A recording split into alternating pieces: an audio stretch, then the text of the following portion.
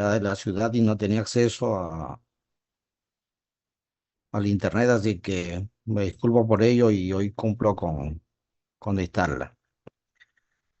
Soy el doctor Edwin Soto, aquí laborando en el Hospital 2 de Mayo.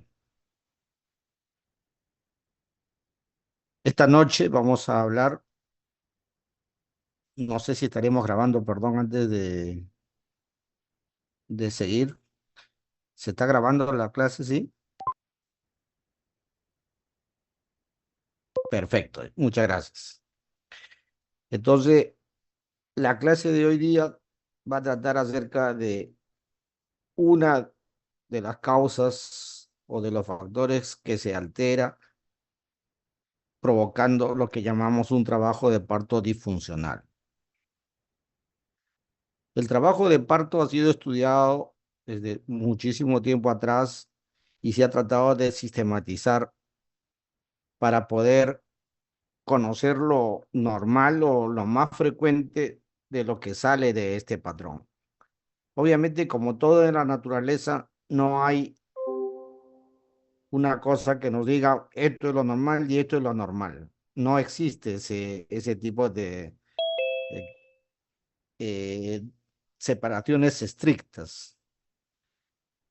Entonces, sino que los humanos tratamos de dividir las cosas, clasificarlas para poder entendernos y para poder compartir las cosas y hacerlas de conocimiento común, pero básicamente son acuerdos todo lo que hacemos, consensos, acuerdos, convenciones.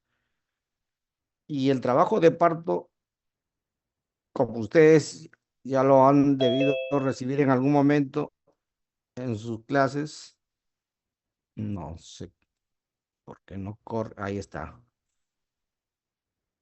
Es una situación en la cual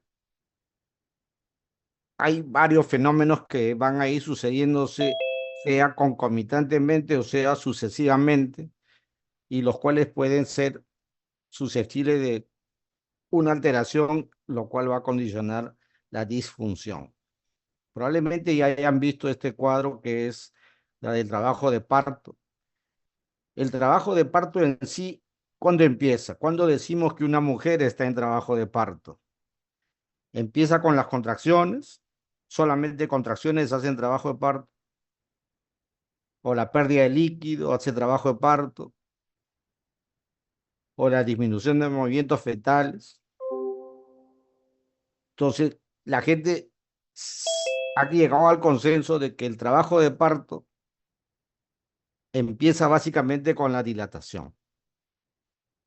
Si no hay dilatación, no hay trabajo de parto. Habrá una amenaza de parto, habrá una irritabilidad uterina si solamente hay contracciones. Entonces, pero el trabajo de parto básicamente empieza con la dilatación.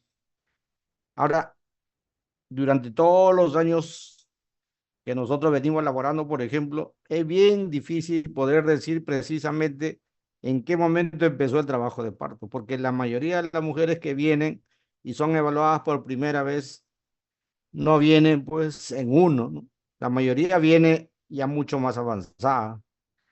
Entonces, los tiempos que uno ha acordado a veces no son tan fáciles de definir y eso ocurre más en la primera fase del trabajo de parto, en lo que llamamos la fase latente. En cambio, en la fase activa, probablemente la mayoría ya está bajo control y cuidado de personal, entonces ya tenemos un mayor cuidado y un mayor registro de esta etapa. Y eso lo vamos a ver. El trabajo de parto, entonces, como dice bien aquí la gráfica, básicamente tiene dos partes, la fase latente y la fase activa.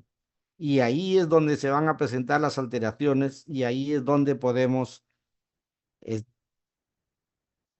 determinar, de acuerdo a los signos o síntomas, si algo está ocurriendo fuera de lo normal y tenemos que intervenir.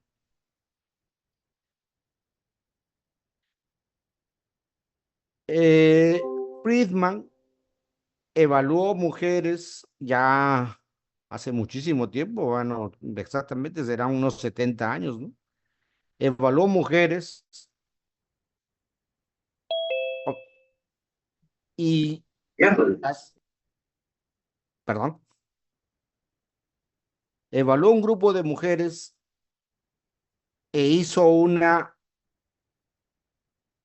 unos diagramas, cómo evolucionaban y determinó o vio, observó que la curva de la dilatación era distinta cuando las mujeres eran nulíparas, era la primera vez que entraban en trabajo de parto, o cuando las mujeres eran multíparas. Entonces, eso fue la primera observación. Desde ahí tenemos que las curvas son distintas para cada una, pero hizo sus trabajos. También vio que era diferente cuando las mujeres, sean primíparas o multíparas, tenían membranas íntegras o membranas rotas. Entonces, cada una tenía distinta y no se podía hacer una curva única para todas ellas, de modo que siempre es difícil poder decir, ya se está saliendo de la curva y esta paciente ya está en trabajo de parto disfuncional. Entonces, eso más viene de la experiencia. Pero Friedman lo sistematizó y ese fue el gran avance. Y hasta ahora todavía estudiamos la curva de Friedman con su fase latente lenta, su fase activa de primera de dilatación más acelerada, después su enlentecimiento cuando ya está por completar la paciente, hasta llegar al expulsivo. Se ha usado bastante todavía en los centros hospitalarios o en los centros donde se atiende a las mujeres en trabajo de parto. Tenemos el registro de esto, como lo vamos a ver enseguida. Y desde ese momento con Friedman se sistematizó todo y se pudo determinar de manera más exacta. Para eso sirven las clasificaciones, para poder manejar de manera más exacta y en general. Pero como hemos dicho, las curvas no eran apropiadas o no se cumplían para todas, no había una curva para todas. Y siempre hay gente que le gusta evaluar y ver y reevaluar los casos. Entonces, se hizo con el doctor Shang una reevaluación y se vio que la curva, por ejemplo, según Friedman, la fase latente era de 0 a 3 y de 4 a 10 era la fase activa. Pero según Shang, evaluó a los pacientes y vieron que la fase latente debe con más, porque la mayoría de los trabajos diagnosticados como trabajo de parto disfuncional, que no lo eran en la realidad y que inducían a un mayor número de intervenciones, sean estimulación o acentuación de trabajo de parto con oxitocina, o sea, mayor porcentaje de intervenciones quirúrgicas, en este caso cesáreas. Entonces vieron que las curvas no eran tan rígidas. Entonces, según Sham, por ejemplo, la fase latente no debería ser hasta 4, sino hasta 6. Y vio que el resultado neonatal y el resultado materno, pues no había mayor variación y que el resultado era bueno para el bebé y para la madre. Entonces, según Sham, la fase latente ya no es hasta 3, 4, sino hasta 6. Entonces podemos darnos un mayor tiempo de espera sin intervenir y los resultados van a ser adecuados. A propósito de todo esto,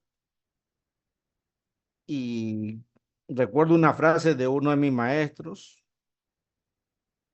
que decía que la fruta cae cuando está madura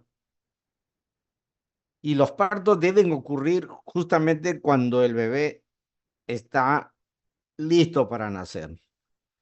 Y en ese momento probablemente su curva y todo ello sea el más adecuado.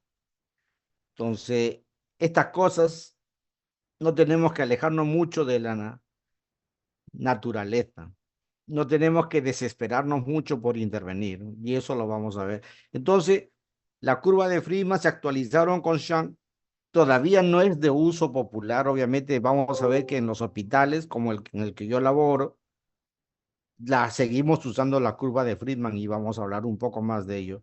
Se hizo una reunión que le llamaron consorcio de un trabajo de parto seguro en el 2009, 2010 y en muchos centros ya se está usando este tipo de curvas para manejar a las parturientes. Esta es la curva de Friedman. La fase latente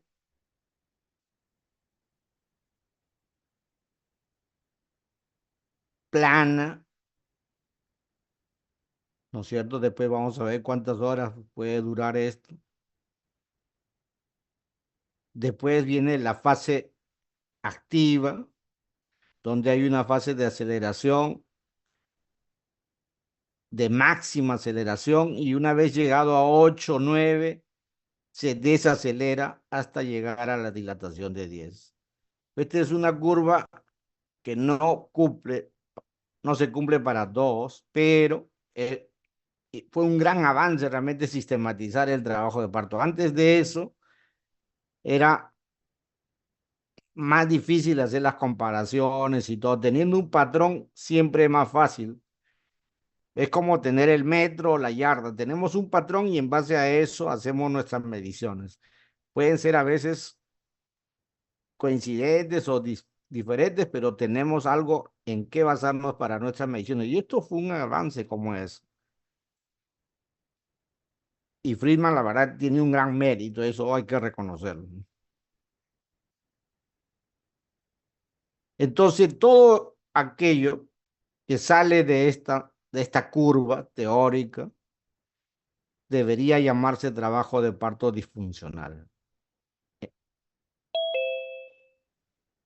A veces hablamos de una fase latente prolongada, por ejemplo, en el cual la fase latente, en vez de durar las 14 horas en las nulíparas como máximo, como hemos dicho, es bien difícil de cuantificar esto, puede durar un poco más. Entonces, ahí hablaríamos de lo que es trabajo de parto fase latente prolongada, un trabajo de parto disfuncional. Entonces, obviamente, en este momento lo que estamos hablando básicamente va a ser referido a la dinámica uterina. No estamos hablando de los otros trabajos de parto disfuncionales. En la fase activa, lo que puede haber es igual, en vez de ir siguiendo este patrón, demora un poco más y tenemos el enlentecimiento en traducción al castellano de las palabras originales en inglés, o la detención, que prácticamente no avanza la dilatación. Eso es lo que constituye un trabajo de parto, como este, una introducción. ¿Qué es la distosia? Cuando hablamos de distosia, la palabra distosia viene de dos raíces: dis, que significa alteración, y tocos, que significa parto. Como ya mis alumnos saben, la palabra toco significa parto, por eso a los que atendían partos antiguamente se les llamaba tocólogo. No era el que tocaba más, sino ese era el que atendía partos. Entonces, la distosia significa un parto alterado, un parto anormal, como la definición por siguiente dice: un trabajo de parto difícil o anómalo. Y puede ocurrir por alteración en uno de los tres factores del trabajo de parto. Ustedes recuerden siempre los factores del trabajo de parto. Eso va a ser importante, porque la alteración de cualquiera de ellos va a provocar lo que se llama un trabajo de parto distóxico. El motor, en este caso nuestro tema, el feto móvil y el canal. Los tres son los factores de trabajo de parto y son los tres elementos que hay que ir evaluando constantemente, porque esto es dinámico, esto no es estático, entonces van cambiando a medida que va avanzando el trabajo de parto.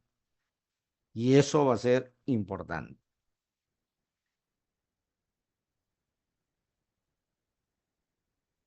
En este caso estamos hablando de una falla en el motor. Es el factor que se va a alterar y cuando falla el motor puede haber diversos tipos de trabajo de parto disfuncional. Como habíamos estado introduciendo, la principal falla en la fase latente es la fase latente prolongada, una fase latente que se alarga más de lo que teóricamente debería durar. Como hemos dicho, no es sencillo decir, bueno, si una mujer viene en 3, ya no sabemos cuánto tiempo ha logrado estar en 3. La evaluamos en 4 horas, sigue en 3, podría ser su curva normal todavía. 4 horas más, sigue en 3, podría ser su curva normal todavía. Entonces, eso ha hecho que el tratamiento de la fase latente prolongada, como lo vamos a ver posteriormente, sea más expectante que activo. Pero tenemos que estar presentes. Si vemos una señora en 2 a las 10 de la mañana y a las 10 de la noche siguen 2, probablemente esto no está yendo tan bien como quisiera. Son 12 horas que no hay avance en la dilatación, entonces tenemos que actuar y vamos a ver qué medidas podemos tomar para intentar corregir este tipo de disfunciones. En la fase activa tenemos una fase activa lenta, en la cual la curva progresa por debajo de la velocidad normal de dilatación o se detiene simplemente. Entonces hablamos de tensión secundaria de la dilatación. En cuanto al descenso, lo cual es un poco más difícil de evaluar, la verdad que evaluamos muy poco y la verdad que muy mal la altura de presentación. No es tan simple, requiere obviamente bastante y frecuente evaluación de las pacientes para lograr un conocimiento adecuado, pero la detención o el elongamiento, la prolongación del descenso, podría implicar un trabajo de parto disfuncional. Básicamente lo que vemos en estos casos es un arresto del descenso. La cabeza no baja, no baja, no baja, no baja. Y eso condiciona, después vamos a ver otro tipo de patología. Entonces lo que vamos a ver es básicamente la detención o arresto del descenso. Y en el expulsivo lo que vemos es básicamente dos tipos de alteraciones. Un expulsivo prolongado y un parto precipitado, que sí son frecuentes de observar y más de manera mucho más sencilla, dependiendo de la experiencia, obviamente. Este es el partograma que usamos nosotros en el hospital. No tenemos una curva como para seguirla, más bien tenemos dos líneas, donde aquí tenemos, si logran ver algo, la dilatación y aquí el tiempo. Entonces, tenemos, si la paciente viene, por ejemplo, esto se les abre en 4 o 5 y cada 2 horas se va volando. Si está acá, está yendo en forma ideal. Si la dilatación no avanza tan adecuada, va en esta línea, inclinándose un poco, entonces nos indica que debemos ir observando a esta mujer de manera más cercana y evaluarla más continuamente para ver si no hay alguna. Pero si la curva de dilatación se aplana y llega acá, según esto mismo lo dice, hay que tomar alguna medida de acción. Esto para, de manera gráfica, de manera muy sencilla, la gente pueda darse cuenta de que algo no anda bien.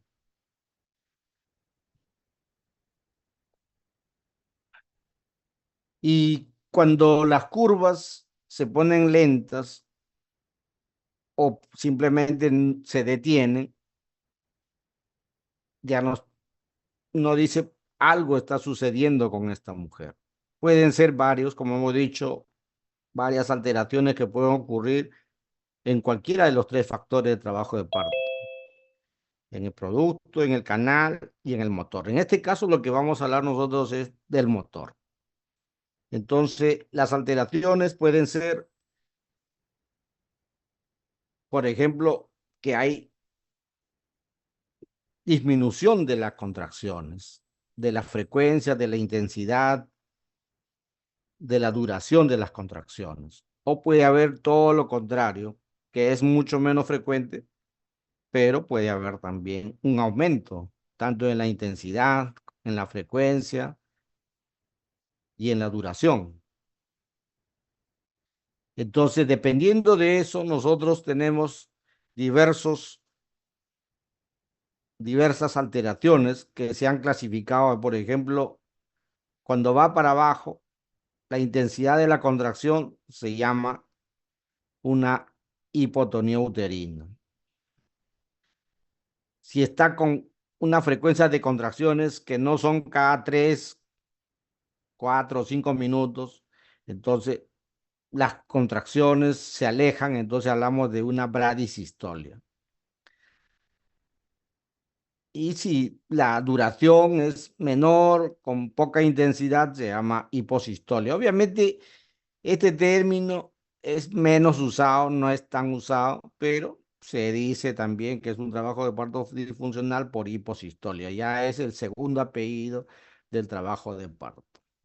Primero hablamos de contracciones y después especificamos esto. Y todo lo contrario, puede haber una hipertonía uterina, puede haber taquicistolia, puede haber hipersistolia. Por ejemplo, en pacientes que tienen, ¿en qué casos ocurre básicamente estas cosas?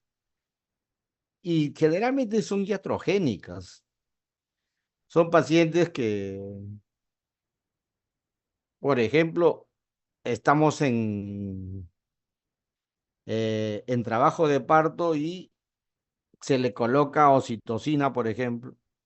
Dicen, hay mucha gente que coloca oxitocina en trabajo de parto sin necesidad y provocamos un aumento de la frecuencia de contracciones, un aumento de la intensidad de ellas. Obviamente, todo esto es de sumo cuidado, que no debería hacerse. Y espontáneamente también puede ocurrir, pero es mucho más peligroso todos estos fenómenos. Que hayan contracciones muy frecuentes, que hayan 5 o 6 contracciones en 10 minutos, con intensidades que llegan a más de 100 milímetros de mercurio. Entonces, o el tono uterino no se relaja, entonces no disminuye la contracción uterina y hace curva, después vamos a ver en la curva de monitoreo, y tenemos estos cuadros que sí son peligrosos y nos indican de que algo no está yendo tan bien y que en general implican una intervención quirúrgica, más que una intervención médica en general. Obviamente eso dependiendo de la evaluación de cada caso. Esta es una curva de monitoreo. Ya los alumnos que han rotado con nosotros lo conocen. En la parte superior, la frecuencia cardíaca fetal, y en la parte inferior, el registro de las contracciones uterinas. Entonces, aquí vemos esta señora, por ejemplo, cada 2 cuadritos es 1 minuto.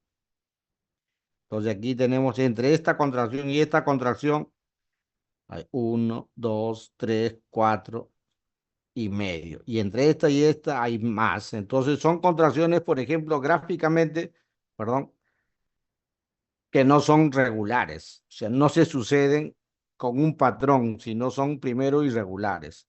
Y el que obtiene buena intensidad, sí, obtiene buena intensidad porque llega hasta los 100, buena intensidad. Lo que está fallando es la frecuencia. Y el tono uterino se mantiene normal porque una vez que se pasa la contracción, se relaja el músculo uterino, mantiene su tono, no permanece hipertónico, se mantiene entre 5 y 10. Entonces, y lo que aquí sí vemos en esta paciente es de que cada vez que hay una contracción, había una caída de frecuencia cardíaca. En esta mucho más, en esta mucho más, en esta más y en esta más. Y era casi una imagen en espejo, lo cual significa ya lo que han hecho seguramente la prueba de monitoreo fetal, sea intraparto o preparto. Como hay contracciones, sería intraparto, un MIP, y hay la presencia de los famosos DIPs. En este caso sería un DIP 1, porque es concurrente con la contracción uterina, no es después la desaceleración. Entonces, hacemos nuestro monitoreo solamente para ver contracciones, sino también para ver la respuesta fetal a estos fenómenos. Aquí hay otro, arrugadito. En cambio, en esta, por ejemplo, lo que vemos es que las contracciones llegan a la mitad nomás, a 50, esta apenas sube, y encima igual, hay 1, 2, 3, 4, 5, aquí hay más. El tono está bien, la fibra muscular se relaja y conserva su tono, perdón. Y aquí arriba, con las contracciones no ocurre tampoco la desaceleración, o sea, en ese sentido, este bebé está respondiendo mucho mejor que el otro, que está un poco más estresado.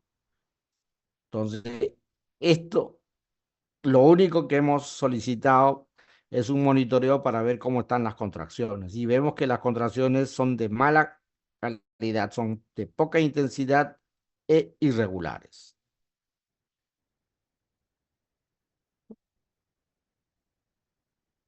Entonces, ¿cuáles son las causas del trabajo de parto disfuncional? ¿Por qué una mujer, por ejemplo, que está dilatando 3, a las 2 horas la vemos, está en 4, está muy bien, está saliendo de la fase latente para ir a la fase activa, y a las 2 horas más sigue en 4? Uno dice, pero no ha dilatado bien. 2 horas más si queremos ser expectantes y sigue en 4, entonces algo no está yendo bien. ¿Por qué puede estar ocurriendo esto? Entonces, evaluamos y decimos, es que las contracciones no están buenas. ¿Por qué no están tan buenas? Entonces evaluamos el caso y decimos, este es un feto grande que ha distendido mucho la fibra uterina y no se está contrayendo adecuadamente el útero por ese motivo. O porque la madre cursa con desnutrición materna, o de repente la madre, como en algunos pueblos oriundos, han recibido una serie de brebajes y han hecho que las contracciones sean más frecuentes y no hay dilatación y el útero termina agotándose. Y también naturalmente, si la mujer está bastantes horas en trabajo de parto, el músculo se agota y las contracciones son mayores. O si ha recibido sedación. Personas que desean, por ejemplo, trabajo de parto sin dolor o el parto sin dolor, colocamos anestesia epidural cuando la paciente está en 4 o 5 de dilatación, y esto va a condicionar también que la fibra muscular uterina no se contraiga apropiadamente. Entonces es mucho más frecuente en estas pacientes que haya un trabajo de parto disfuncional. Cuando el trabajo de parto se prolonga más allá de lo esperado, también se agota el músculo uterino y las contracciones van a ser mayores. Y la presencia de tumores en el útero, por ejemplo, los miomas, son muy frecuentes tumores, pacientes mujeres con mioma que presenten alteración en la contractilidad uterina. Y no solo eso, no solo durante el trabajo de parto, sino también en el postparto. Después del parto, la contracción uterina tampoco va a ser adecuada y hay más chances de que hagan hemorragia postparto por hipotonía uterina.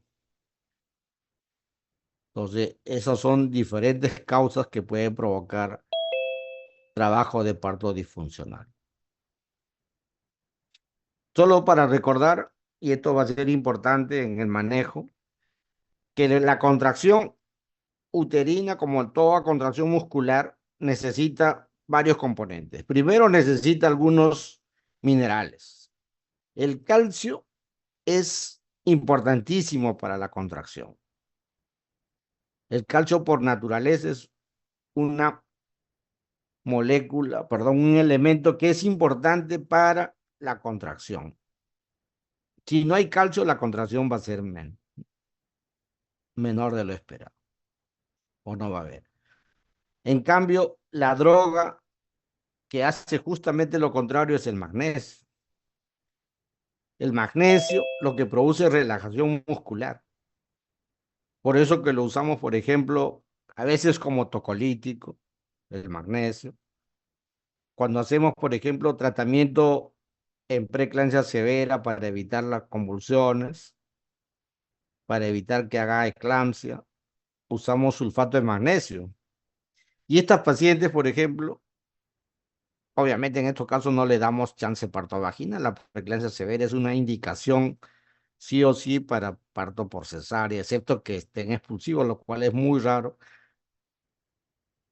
para indicación de cesárea. Pero en estas pacientes, por ejemplo, la contracción después de extraído el bebé es mala y tiene más chance de hacer eh, hipotonías uterinas y sangrado postparto. Es porque el cuerpo se ha saturado con magnesio y eso evita una adecuada contracción del útero, entonces, o de la fibra muscular en general.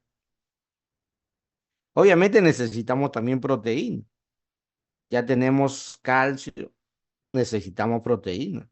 De ahí que las mujeres con desnutrición pueden ser más frecuentes, pueden presentar cuadros de trabajo de parto disfuncional que otras, porque necesitamos proteínas. Las proteínas que desencadena todo, la troponina, y los que actúan al final, la actina y la miosina.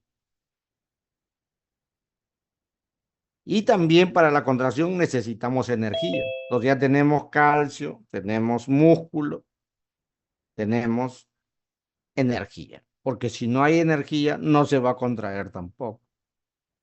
Entonces necesitamos primero glucosa, que al final termina convirtiéndose en ATPs. Si no hay ATPs disponibles en la fibra muscular, no va a haber contracción, porque el ATP es importante para la contracción. Entonces, en líneas generales, algunos gráficos acá. Cuando el músculo está contraído acá, el ATP se convirtió en ADP y tiene que entrar un ATP para que se relaje el útero para la siguiente contracción. Entonces ahí interviene básicamente el ATP. Pero en fin, entonces tenemos esos tres elementos y en base a ellos vamos a poder intervenir también. Según Friedman, entonces, antes de seguir adelante, no, creo que no lo puse aquí. Según Shang, entonces, y según Friedman, ¿cuál es la única diferencia?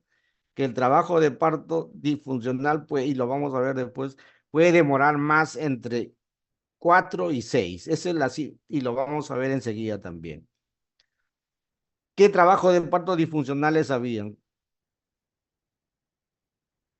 En la fase latente, una fase latente prolongada, como hemos visto en antes.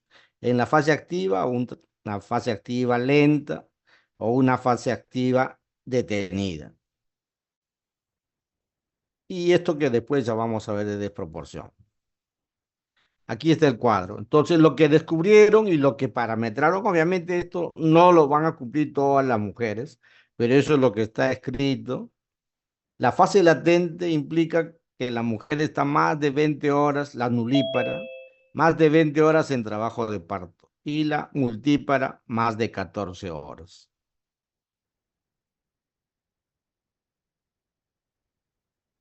No se va a cumplir siempre esto. Puede ser que dure un poco más. Nosotros hemos asistido a mujeres que voluntariamente han decidido tener un trabajo de parto, se puede decir, natural, y han rechazado cualquier intervención y hemos evaluado la duración de estos trabajos de parto, así como lo han hecho muchos especialistas. Y hay fases latentes que duran mucho más, que pueden durar muchas horas más y no alteran el resultado perinatal ni producen morbilidad materna. Pero esto es lo que se vio y estamos yendo a lo que tenemos en este momento y en los hospitales usamos esta graduación todavía. ¿Qué es lo que hacemos cuando vemos una mujer? Como habíamos dicho, vienen ocho, en dos, a las 8 de la mañana, en la noche siguen dos, dice, está 12 horas en trabajo de parto. ¿Qué hacemos con esta mujer en fase latente? Cuando hace mucho tiempo se usaba dos cosas como parámetro. Primero, reposo en cama, hidratación adecuada y se usaba, no está registrado acá, eso dependiendo del centro donde se elaboraba, se usaba petidina como sedante. 50 miligramos intramuscular de petidina. Se hacía dormir a la paciente, lo que llamaban una terapia de sueño, de la cual cuando despertaban 4 o 6 horas después, la mayoría de ellas prácticamente no tenía contracciones y lo que habían tenido era un falso trabajo de parto. Y una parte ya estaba en trabajo de parto verdadero, despertaba en fase activa, pero no se hacía más. Pero si nosotros vemos que una mujer pasa estos parámetros, más de 14 horas en el caso de la multípara, sin avanzar la fase latente, podríamos usar oxitocina, por ejemplo. Es poco común, no es común hacer esto, pero podríamos usar. Tenemos que preferir primero hidratación, reposo y algo que también falta poner ahí es si es que las condiciones maternas y fetales lo permiten, que no hay ningún riesgo tanto para madre o bebé, es hacerle comer. Entonces, eso ayuda bastante para el resultado. La oxitocina o la cesárea por fase latente prolongada, la verdad que es poco usual. Si vas a operar a este tipo de pacientes es porque ha surgido un problema en el bebé o en la madre. Y es ese problema que está indicando la cesárea, no es la fase latente prolongada per se.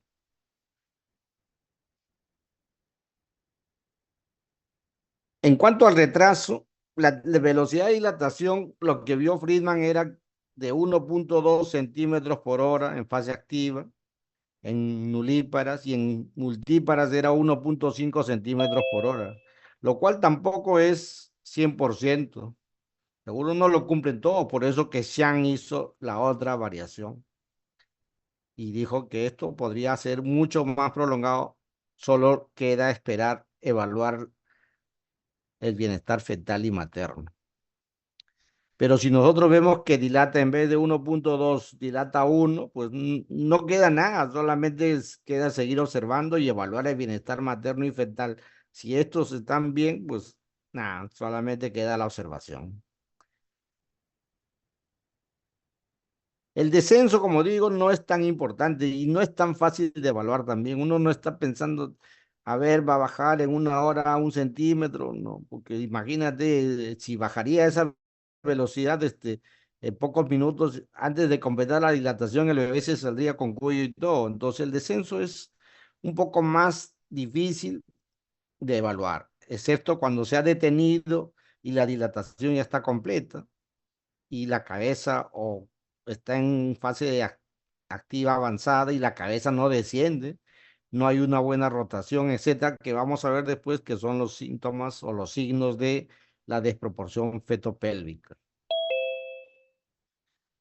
Vamos a avanzar un poco más. Y en la detención tenemos la fase latente prolongada, como hemos visto ya, y en la fase activa tenemos las fases activas lentas y la detención secundaria de la dilatación, que pasan horas, en promedio 2 horas en multíparas o nulíparas y no hay cambios en la dilatación.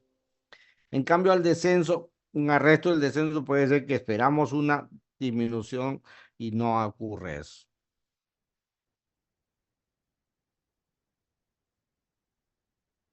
Como hemos dicho, en la fase latente prolongada, ¿qué podría estar pasando? Sedación excesiva, un cuello desfavorable, un falso trabajo de parto, que es la mayoría de los casos. Cuando las mujeres despiertan de la sedación o pues despiertan solamente de la terapia de sueño o de reposo, hidratación, pues muchas de ellas no estaban en trabajo de parto verdadero, sino estaban en un falso trabajo de parto. Y estos trastornos en la fase latente prolongada son similares tanto en multíparas como en nulíparas. Aquí vemos diferentes resultados de acuerdo a los trabajos y la experiencia. Muchas terminan en fase activa sin intervenir y otras simplemente era un falso trabajo de parto y se van de alta. Algunas, muy pocas, persisten en fase latente verdadera, que no avanza y requieren una intervención.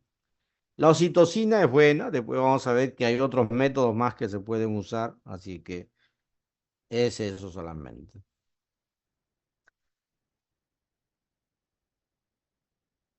El trabajo de parto disfuncional puede ser diverso, como hemos dicho, esto es una repetición solamente. Lo único que esto es lo que se conoce como estándar, ¿no? Cuando la dilatación es menor de 1,2 centímetros por hora en la nulípara o 1,5 centímetros por hora en la multípara, podríamos hablar de un trabajo de parto enlentecido y si no avanza la dilatación, un trabajo de parto totalmente lento.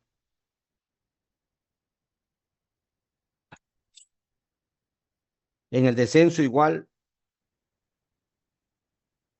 la desaceleración, que es más difícil de evaluar. Yo la verdad que la experiencia que tenemos en que entre 8 y 10 no avanza, se prolonga demasiado, lo más probable es que esté ocurriendo una desproporción fetopélvica, ¿no? O sea, más que sea una causa de motor o que haya una desproporción entre el canal y el bebé.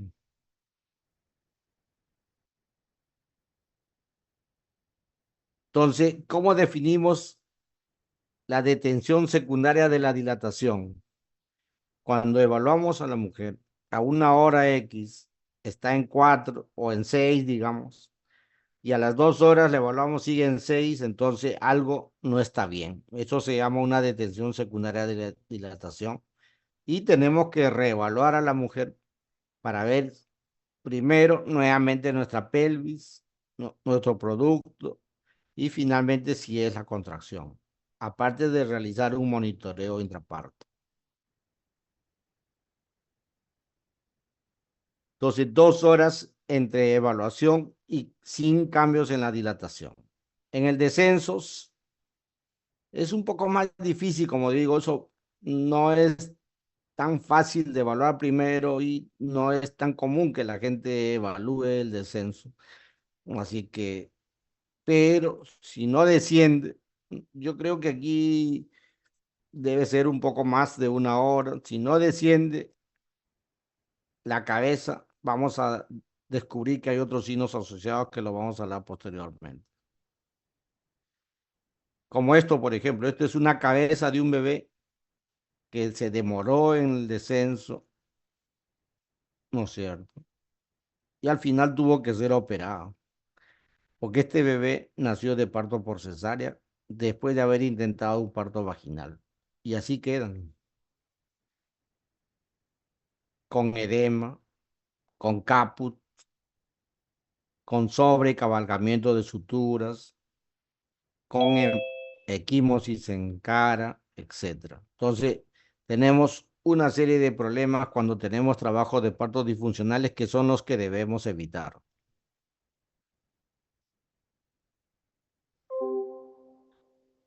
Bueno, esto ya habla del expulsivo.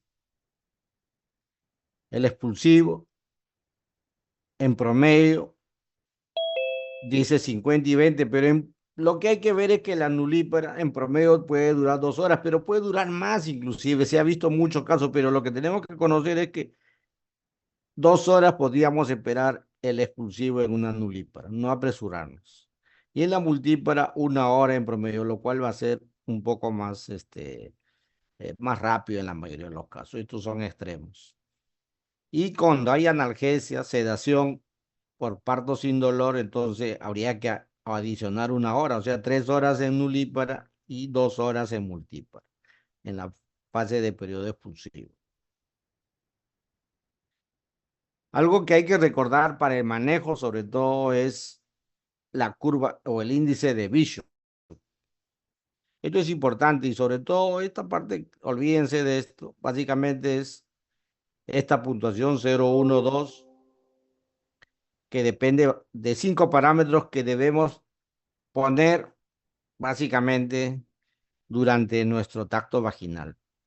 No debemos olvidar que todo tacto vaginal bien hecho debe considerar esos 5 parámetros, si no es un tacto incompleto, mal realizado, porque no es 3, 3, 3 y nada más. Tenemos que ver los otros factores, tenemos que ver la dilatación, está muy bien, el borramiento es importante, la consistencia del cuello del útero y la posición del cuello del útero. Y algo que no depende del cuello, sino de la relación del producto con el canal pélvico, pues es la altura de presentación. Entonces, esos 5 parámetros son los que se evalúan en el viso y de acuerdo a ello nos va a ayudar para predecir la respuesta al tratamiento que vamos a inducir, nos va a ayudar a ver si hay la posibilidad de que esto termine en una intervención quirúrgica, etcétera. Entonces hay que recordar siempre esto, pero eso depende de un buen tacto vaginal. 5 parámetros que no debemos dejar de registrar cuando hacemos un tacto vaginal, no solo la dilatación, señores. Una vez diagnosticada, por ejemplo, un trabajo de parto disfuncional con detención secundaria de la dilatación y descartado que sea una desproporción fetopélvica, que la pelvis está adecuada para el producto, que no es un feto macrosómico, que no hay alteración en la presentación fetal, que no hay deflexiones, que no hay deflexiones básicamente, pero la presencia de otros parámetros como ese, que no hay un feto con caput sucedáneo marcado o que haya sinclitismo, etcétera. Entonces, nosotros podemos tomar algunas conductas. Podemos hacer inducciones, no, sino las conducciones. Básicamente, cuando hay un trabajo de parto disfuncional, lo que hacemos es una conducción, acentuación o estimulación de trabajo de parto. Yo me acuerdo que de residente en mi centro hospitalario no se hablaba de conducción, no se hablaba de acentuación, sino se hablaba de estimulación. Ujú. Estimulación de trabajo de parto. Entonces, inducción es cuando no hay trabajo de parto y favorecemos la presencia de contracciones para que inicie la dilatación. Y la conducción es la estimulación o acentuación cuando ya la paciente está en trabajo de parto y por alguna razón no hay una adecuada evolución de la dilatación y creemos que esto es debido a una falla en las contracciones, entonces ahí hacemos la conducción. Si el factor motor es el que falla, hacemos la conducción. Si hay un feto muy, muy grande, lo más probable es que las contracciones no sean tan malas. Puede ser que se alteren un poco, porque el cuerpo sabe cuando el bebé es muy grande y no hay una proporción apropiada. Entonces, las contracciones como que se alejan un poco. Entonces uno dice, la conduzco, le coloco oxitocina, entonces, pero hay que primero descartar antes de eso que haya una desproporción fetopélvica. Eso es importantísimo. Siempre hay que descartarse, aunque la pelvis sea buena, aunque el bebé no sea muy grande, puede ocurrir una desproporción fetopélvica. Así que esa es nuestra principal obligación. Cuando hacemos inducciones, cuando queremos empezar el trabajo de parto, ya me estoy pasando, trataremos de acelerar. Se hace por diferentes razones. Inducimos en diferentes tipos de patologías, por ejemplo, en RPM, membranas rotas, que es lo más común, y también en problemas de trabajo de parto o embarazo prolongados o en vías de prolongación. Entonces, esos son los casos más comunes. En casos de preeclampsia leve, por ejemplo, a veces hacemos inducciones, pero en preeclampsia severa, por ejemplo, con criterio de severidad no hay eso, ¿no? Entonces, cuando el feto, obviamente, el estado fetal es adecuado, se puede hacer este tipo de inducciones. Cada vez es menos común la indicación o la frecuencia de inducciones. La mayoría antes de inducir opta por hacer te- un parto quirúrgico, ¿no? Una cesárea. ¿Cómo se hace una inducción, por ejemplo? Disolvemos la oxitocina porque es una droga que hay que usarlo con bastante precaución, no es una droga que se pueda usar alegremente, porque las complicaciones son muchas y el solo hecho de usar oxitocina va a aumentar el porcentaje de cesáreas en este grupo de pacientes, por diferentes razones. La infusión de oxitocina endovenosa, lo que usamos es una solución de cloruro de sodio en la mayoría de los casos. En muy pocos sitios he visto que pueden usar dextrosa 1000 centímetros cúbicos, al cual añadimos 10 unidades de oxitocina. De modo que en cada gota hay media miliunidad de oxitocina. Y empezamos con 2000 unidades. Si tenemos bomba es mucho más sencillo y debería usarse con bomba de difusión, pero hay muchos centros que no cuentan con la bomba y puede usarse solamente con goteo simple, con 4 gotas que vienen a ser 2000 unidades de oxitocina por minuto y se va aumentando progresivamente cada 15 o 20 minutos de acuerdo a la respuesta. Obviamente, estas pacientes no pueden hacerse esto ambulatoriamente, tiene que ser pacientes que están internadas con monitoreo fetal permanente. No puede realizarse inducciones ambulatorias y sin el seguimiento adecuado. También se puede hacer inducciones con prostaglandinas. Misoprostol es lo que usamos en estos casos, a lo que llamamos maduración cervical, pero en sí es una inducción. No es una droga que se haya inventado, se puede decir, o fabricado express para las inducciones, sino ha sido un efecto secundario que se está usando para esto. La dinoprostona es mucho más específico para esto, pero no contamos fácilmente con esta droga, así que lo que usamos y es más económico es el misoprostol y usamos en la mayoría de los trabajos 25 microgramos máximo cada 4 horas. Y en general las pacientes no necesitan mucho, necesitan 1 o 2 dosis, no necesitan más. Y si necesita 3 dosis o más, lo más probable es que ocurra alguna complicación. Entonces es mejor optar por otro tipo de conducta. También tenemos para iniciar el trabajo de parto donadores de óxido nítrico y mecánicos como es la sonda Foley. Podemos usar inducción de trabajo de parto usando sonda Foley, por ejemplo, en cesáreas anteriores, en los cuales el uso de oxitocina o misoprostol, pues, son de uso restringido o proscrito. Entonces, se podría usar la sonda Foley, que de forma mecánica va a ayudar a la liberación espontánea de prostaglandinas a nivel del cervix. Igual lo que hacía la laminaria. La laminaria eran unas algas que se fabricaban como una especie de palitos de fósforo, se colocaban en el cuello del útero y esos con la humedad local producían una dilatación porque la laminaria como una esponja absorbía el agua y dilataba. Después se colocaba otra y así sucesivamente iban produciendo la dilatación del cuello del útero. No es una cosa que tengamos a la mano todos ni acceso todos, ¿no? La infusión de soluciones salinas intramnióticas puede ser, es obviamente más, requiere mucho más cuidado, mucho más experiencia para realizar estas cosas.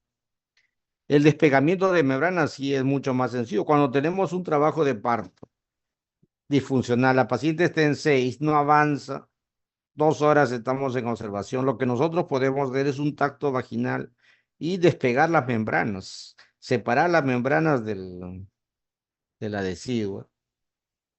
Y solo ese hecho va a liberar prostaglandina localmente y va a hacer que las contracciones mejoren. La oxitocina, aquí en una evaluación con misoprostol, que son las drogas que más usamos para inducción del trabajo de parto, vemos que la oxitocina es una droga que tiene vida media corta, por eso que se usa en infusión endovenosa, a goteo continuo, porque tiene una vida media corta y su inicio de acción es bastante rápido también. En cambio, el misoprostol no se administra por vía endovenosa primero, se administra solo por vía local, sea por vía oral, que es mucho más peligroso, y básicamente en forma local a través de la vía vaginal. El promedio de dosis de misoprostol, como habíamos visto anteriormente, cuando se usa en maduración cervical o inducción del trabajo de parto, son 25 microgramos. La pastilla de misoprostol accesible a nosotros en el mercado peruano viene de 200 microgramos. Entonces tenemos que dividir en 8 partecitas y esa octava parte es la que colocamos en el fondo del saco vaginal, algunos intracervical, etcétera, pero es en la vagina y eso va a provocar las contracciones, liberación de prostaglandina y las contracciones. El inicio de acción es mucho más lento y la vida media mucho más larga también. Y la acción puede prolongarse mucho más tiempo. ¿Qué complicaciones puede tener cuando uno usa misoprostol? Puede haber inducciones fallidas. Es mucho más frecuente la taquicistolia con misoprostol. Hacemos maduración cervical y la paciente dilata apropiadamente, pero en determinado momento las contracciones son muy frecuentes y hacemos taquicistolia. También ocurre rupturas uterinas y obviamente sufrimiento fetal es más frecuente. Con la oxitocina, lo más común es que sea una inducción fallida, lo cual es menos común con el misoprostol. Cuando uno usa oxitocina, cuando éramos residentes, como le contaba creo a algunos alumnos, 30% terminaba en parto de las inducciones, 30% regresaba a su cama porque no había ningún cambio, no había contracciones, no había nada, y 30% hacía cualquiera de las complicaciones descritas acá y terminaba en cesárea. Entonces, eso hacíamos los residentes. Entonces, uno de los problemas del uso de inducción de oxitocina es que haya hiperestimulación uterina, taquicistolia, etcétera. Eso compromete el bienestar fetal produciendo bradicardia. Entonces tenemos ODIPS, entonces tenemos un estado fetal no tranquilizador actualmente, que es el término que se usa en lugar de sufrimiento fetal, y aumenta el porcentaje de intervenciones quirúrgicas. Puede haber DPP también, tanto en oxitocina como en misoprostol. Ruptura uterina igual. Y algo que sí es propio de la oxitocina es que haga intoxicación hídrica. ¿Por qué? Porque la oxitocina es muy parecida, que es su prima hermana, solamente se diferencian en dos aminoácidos de la vasopresina, que se producen en ganglios muy próximos a nivel del hipotálamo. Entonces, tiene acciones de vasopresina y por lo tanto hay retención de líquido. Entonces, cuando usamos oxitocina en grandes cantidades, y con pacientes con alguna falla renal o cardíaca, tenemos la posibilidad de provocar edema de pulmón, edema cerebral, etcétera, ¿no? La hiponatremia puede ocurrir, pero es un poco menos frecuente. Y otro de los hechos que podemos usar cuando hay un trabajo de parto disfuncional, y hemos dicho, debería hacerse en casi todos los casos que se pueda, siempre y cuando haya la experiencia. No es tan sencillo hacer una miotomía o una miorexis o una ruptura de membranas, que también sirve para iniciar el trabajo de parto. Por eso que las mujeres con RPM, entendiendo el RPM con la ruptura de membranas, 2 horas de iniciar el trabajo de parto, 2 horas antes, entonces estas pacientes tienen más chances de evolucionar más rápido. Las pacientes primíparas con membranas rotas versus las primíparas con membranas íntegras van a dilatar mucho más rápido las que tienen membranas rotas. Entonces, hacer la ruptura de membranas es importante cuando hay trabajo de parto disfuncional y queremos acentuar el trabajo de parto. Obviamente estamos poniendo en la balanza que las membranas rotas tienen un mayor chance de infección intramniótica. Entonces, poniendo en la balanza el beneficio y el riesgo, se puede usar este tipo de cosas. Y este aparatito que estamos observando acá, este es un conocido como amnioto. Obviamente hay que tener mucha experiencia porque esto es un objeto puntiagudo y a veces puede lesionar alguna parte fetal durante el procedimiento. Bueno, hemos terminado. Muchas gracias por su atención. Si hay alguna pregunta, por favor, hacerla.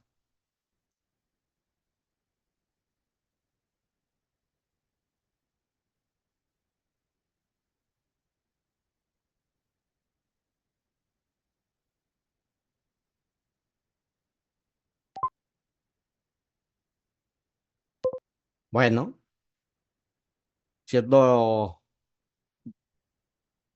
todo esto, gracias a ustedes por su presencia. Espero que durante la práctica podamos ver estos casos. Yo creo que parte importante de la práctica que debemos hacer nosotros es aprender algo del manejo o de la evaluación de estas hojas de control, que nos van a ayudar mucho a decidir aún con una experiencia limitada.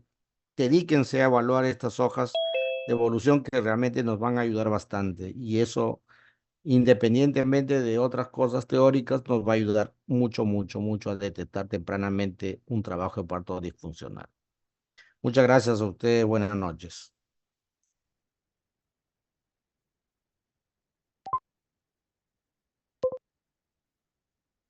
Ahora para salir. Top. A ver, ¿cómo salimos?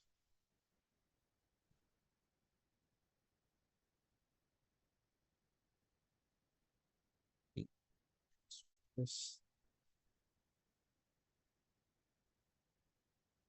sí,